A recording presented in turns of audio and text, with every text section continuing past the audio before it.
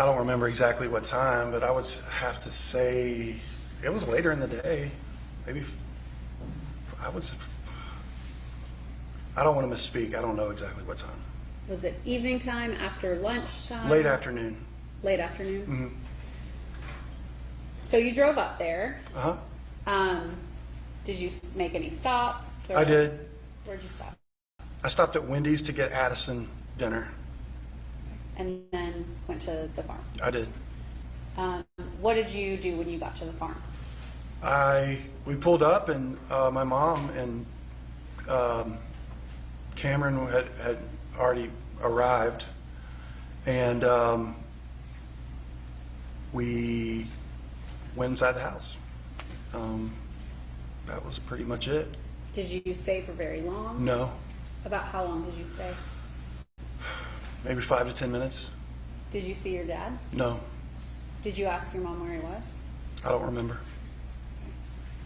When you would stop by the farm in the past, would your dad sometimes not be there? Of course, yes. Was that normal? Yeah, it was normal. I mean, I was in a hurry to get back. I had no reason. I mean, all my friends are at the pool. Addie was where she wanted to be. So I was ready to go back and enjoy my evening. Did you and your mom speak to one another? Yes. Anything out of the ordinary? No. The only thing out of the ordinary was on the way up there, because I had asked for her to meet me so I didn't have to drive all the way to the farm. You had asked who to meet you? My mother. Okay. To meet me somewhere, because she was coming back from Lake Lanier. Mm-hmm. So I was like, well, why don't, instead of me driving all the way to the farm, and you're coming that way anyway, why don't we meet? She said, no, just meet me there. I was like, okay. And then I actually said, well, I'm going to stop and get Addison dinner. And she's like, oh, no, we'll just make something here. And I was like, okay. But I stopped anyway because Addison it was before we had eaten. We were cooking at the pool, but we left before the food was done. So when she was hungry, she would let you know.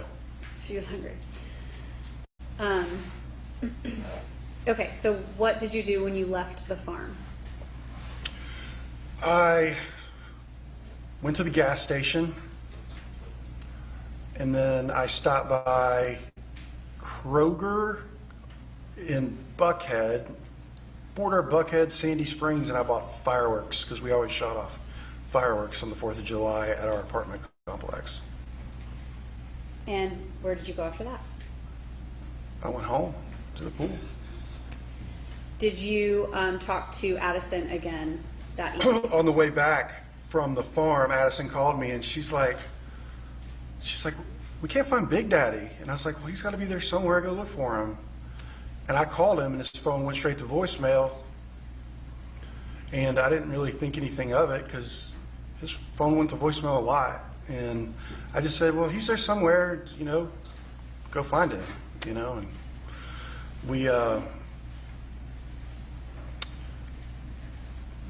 we had a phone call, and I think, of course, I texted her that night or called her that night to check on, make sure she was okay, that kind of thing. But she was, from what I remember, was fine. Nothing alarming from her at the time.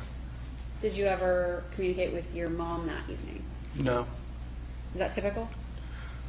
Yes, very typical. Even when your kids are over there? Mm-hmm. You mainly communicate with your kids? Directly, yes. So the night of the 4th, did you stay in Buckhead? Yes. Did you ever go back to the farm the night of the 4th? No, not at all. When was the next time you went to the farm? July 5th. I think I left my apartment around 11:30 in the morning to go pick up Addison. Did you talk to Addison before you left? I don't remember.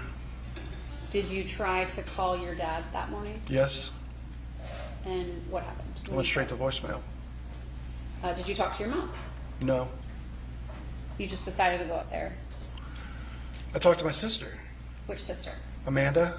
Okay, and what was that conversation? She said Daddy's missing. That was before you left? I don't remember.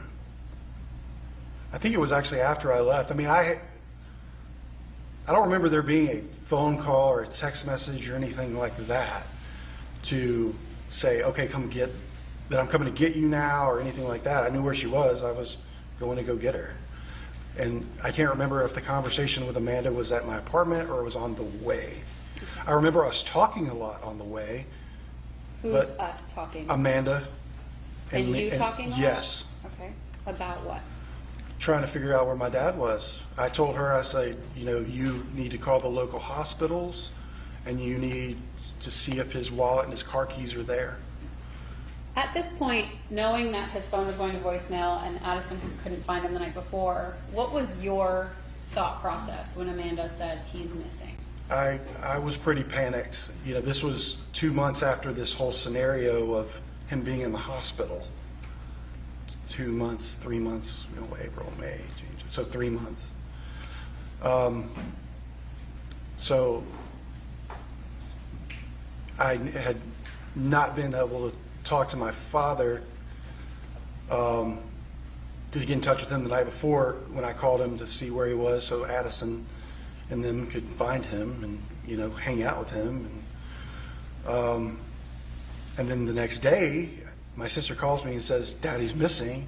So yeah, I was excited in the point of panic. I was very, my blood pressure was probably pretty high.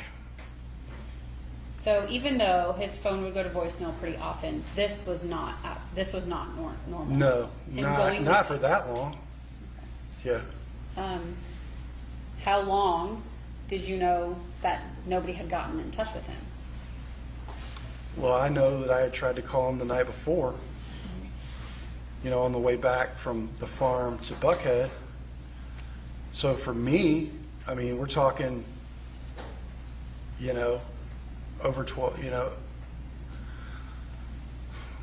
about that time, we're talking, 15 hours later, so. And you didn't see him on the 4th at all? No. Okay. Did the family have any group messages happening? Like text message groups?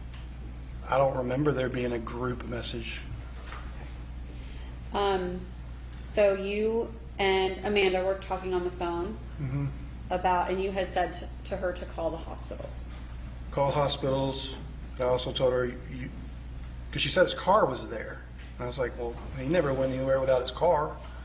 So I was like, well, find his car keys and find his wallet, and Why his wallet? because his wallet, my dad never left anywhere to go anywhere without his wallet. He would not leave the house without his wallet. My dad only left the house to go to the store or go eat. That was basically it. What about to the office? Oh, of course, in the office. Sorry, I'm talking about things other than work. Okay. Who did you talk to anybody else? I talked to my sister Emily On on your the way drive. there and told her what was going on. And what was her reaction? She was kind of had the same reaction as me, panicked. Had she heard from him, to your knowledge? No. So you arrive at the farm, Mhm. and what's the first thing that you do when you get there? When I arrived at the farm, Amanda, Cameron, my mother, and Addison are actually sitting on the steps out front. I just remember going in thinking, I need to figure out what's going on. And I went out and I asked my mother, I said, "Hey, have you seen his wallet?" She said no. I knew where he kept his wallet. He kept his wallet either in the Mercedes or downstairs in the basement or in the master bathroom. So I went to look. I needed to know if he had left or not. And that wasn't going to be an indication to me if he had left or not. I went to the Mercedes. I looked in the glove compartment. I looked in the center console. I looked in the back seat. I looked everywhere in that car. I did not find his wallet. Did you find his car keys or cell phone or anything like that? No, I didn't find anything. I left the garage and I went down to the basement to keep searching. And then I came upstairs and eventually took my search out of the house and, up to the barn. Did you at any point check for his CPAP machine, or did that cross your mind? No, that never crossed my mind. So you were in the basement. Did you see anything out of the ordinary in the No. basement? So when you took your search outside, what was the first thing that you did? And was anybody with you? Yeah, actually, because the kids they loved to ride that RTV, and that RTV was up at the house. So I jumped on it, and they were like, "Can we ride with you?" And I'm like, "Oh, I didn't know what was really going on here," but I let them. They're very persistent, and they jumped on the RTV with me, and I drove up to the barn to see if I could find him or a sign of him. When you got on the RTV, you said it was at the house. What part of the house was it parked I think it on? was in the driveway, I don't remember exactly. So the girls jumped on with you? Yep. And where'd you go? To the barn. Okay. Anything at the barn stand out to you? No. Everything, I looked, there's even because I thought at this point it was maybe he was having a spell, or maybe he was, God forbid, something that, medical issue had happened, and I went up to the barn. I even climbed, there's like a ladder thing, there's like a loft up there, not my brother's apartment, but a loft where you store things in. And I even went up there, looking around, just trying anywhere. He was not there, so we got in the RTV and started back towards the house. At any point, did Scott come down and start searching? Yes. When was that? I don't remember exactly. Was it after you arrived or before you arrived? I think it was right after I arrived, but I can't be sure. Okay. You didn't see him when you pulled up?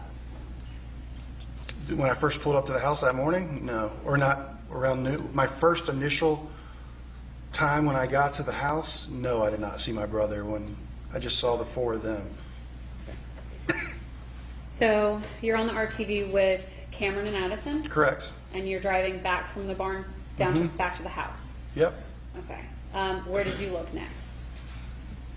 So I'm coming from the barn, and I look out across, and I see my brother and my mother walking between the barn and kind of the pond, but kind of back towards the wood, the tree line. And that's when it clicked in my head about that, because he told me he was going to burn that burn pile on July the 4th, and it clicked in my head, I need to go back there, because he told me he was going to be burning that burn pile on July the 4th. So I whipped around. I saw them walking back there, so I'm like, I'm going to follow them back there. I went back around the backside of the house and went down, and they were already at the burn pile. Who's they? Scott and my mother. Okay. And I drove and parked about, I don't know, 10 to 20 yards away between the house and the burn pile. And I told them to stay back, and Who's them? Addie and Cameron. At that time, it was just more of, I was just walking down there to see what was going on. And I walked down there, and then my brother had a stick in his hand. And I walked up there and I looked at the burn pile, just, at the time, what was about to happen. I had no inkling that this was even possible. And my brother, this is really hard for me to talk about.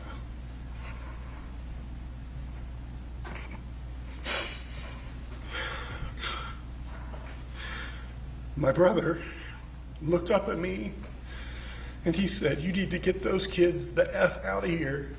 I'm calling 911 right now." And I did. I took the kids back to the house and I put them in the room, in their bedroom they had slept in the night before. And I said, "Y'all need to go up here." I didn't say anything to them. My daughter had just lost her uncle 2 months before that, and I knew kind of what, I mean, I'm not stupid, you know, like when he's looking at something, calling, you know, like, so my instinct was get my child back up and away from whatever's going on right here. And that's what I did. I put them in the bedroom. I said, I'll be back. And I went downstairs. After I went downstairs, it's like I was just, the adrenaline was going like crazy. My brother said something to me like, I think there's human remains on the burn pile. And so I got an RTV. I had to go back down there. I went back down to the burn pile and I took a close look at the burn pile. And I looked and I was like, wow. And then I saw what looked to me to be like a hand, like bones of a hand, like that. And that's when I just, you know, I think I went in shock. And I went back up to the house and waited for the authorities to arrive. The paramedics, I guess, is who arrived first. But I sat on the back of my truck, really couldn't even talk.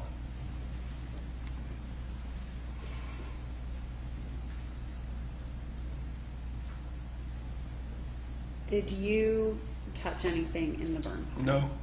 When Scott had a stick and moved something, did you see what it was that he saw or was looking I at? thought it was a rock. I saw,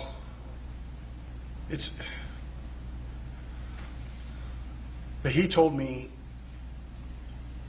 after I put the girls back up in the room and I came back downstairs and he told me I think it was human remains. And, you know, of course my brother and I had conversations after, like, while this situation is unfolding, and he told me, yeah, I think that's Was that before or after he called 911? after. Did you see him call 911? I did not. You He were- said he was going to call 911. He said to get the kids out of here, I'm going to call 911. I didn't stick around long enough to hear him. Was Yep. your mom nearby when you... She was standing right there. Did she say anything? No, Was Amanda near the burn pile at that time? I don't remember. I don't think so. The only thing I remember about Amanda is her walking up when I was sitting on the back of my truck waiting for whoever was responding to this 911 call to come. And my sister walked out and we spoke then. My sister was out there when the I guess, I think it was the paramedics showed up. Yeah. What did you guys speak about? Well, the paramedics walked by and they were actually holding a gurney. And I'm thinking, like, it was just confusing what was happening. And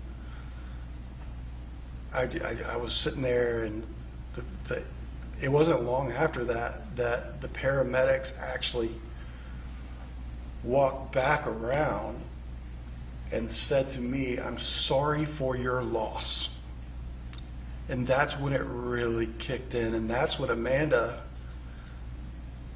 and I just basically started this conversation about, oh my God. I mean, it doesn't take, I mean, it's common sense. Your father's missing. My brother's saying he thinks there's human remains. He's, you know, paramedics are showing up. So, I mean, and then they're saying, I'm sorry for your loss. And that's when it really just kind of, I was just overwhelmed. Like, it was awful. I don't really remember what my sister and I talked about. I remember her kind of saying things like, oh, we put him through so much, and we weren't the best kids, and this, that, and the other. And I remember thinking, like, what are you talking about? It was very strange to me at the time. But people, you know, I guess people say things when they're put in that situation. I didn't really think anything of it, you know. I just thought that was kind of weird. But that's, and things just, everything, really, a lot of things after that are a blur to me. You know, I've done a lot of PTSD therapy because of this, that day, and what I've discussed in a lot of that therapy is they think that I pretty much went into shock. I think we're going to take a short break. All right, let's take 10.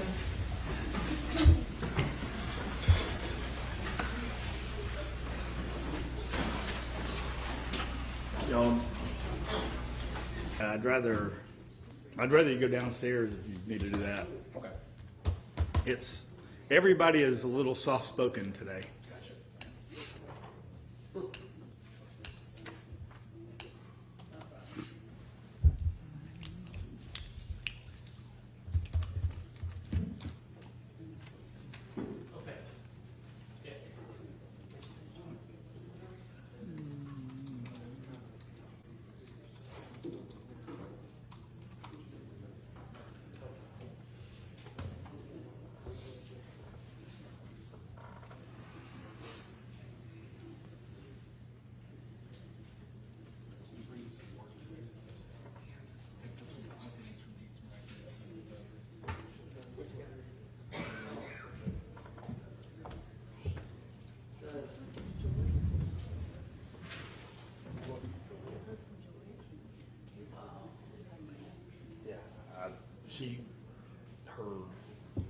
Her cousin says there were five tornadoes circling their house. So yeah, no, we tried to tell them to come. They were gonna come, change their mind, didn't come. We told them to come anyway, and they didn't. 2 of them wanted to, 2 of them didn't. And it's gonna be bad. They didn't get that.